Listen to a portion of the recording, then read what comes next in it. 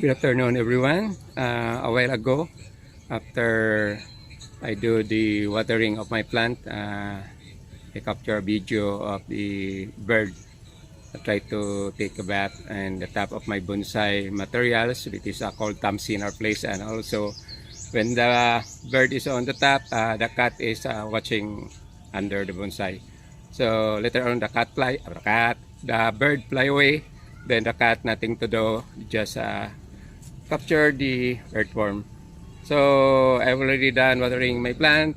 Then it is late afternoon na, almost 5 o'clock. So time to play with my small RC, which is DHK Maximo. So this is my small RC with a lady driver inside.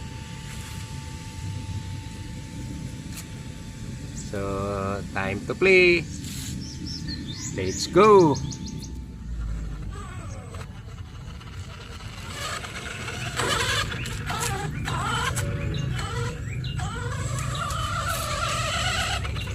So I usually play late afternoon because in my area here it's not so hot anymore.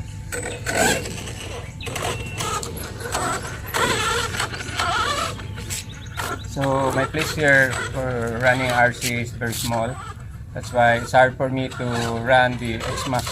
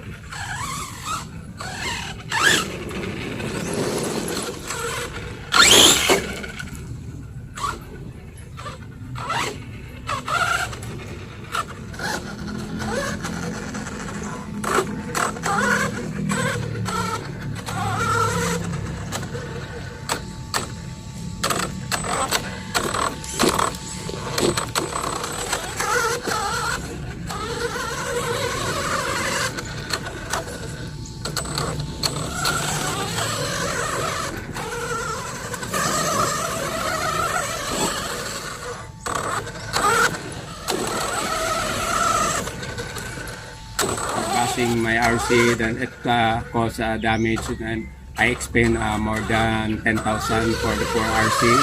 Then with this time I'm very careful of my RC not to go on bashing anymore, run on a street or more than 50 meters away because we don't have enough space here.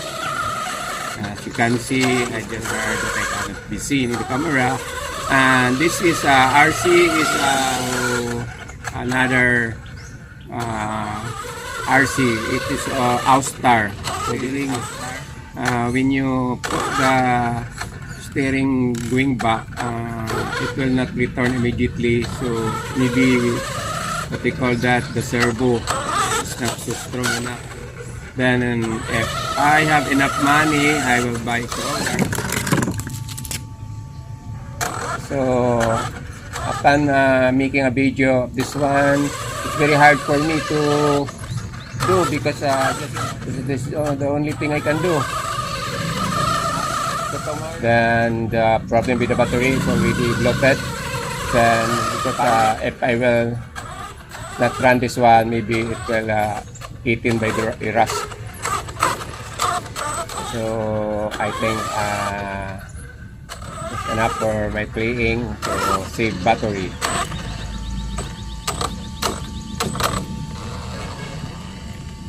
So again, thank you very much for watching. Have a nice day. Hope you enjoy my video. Bye bye.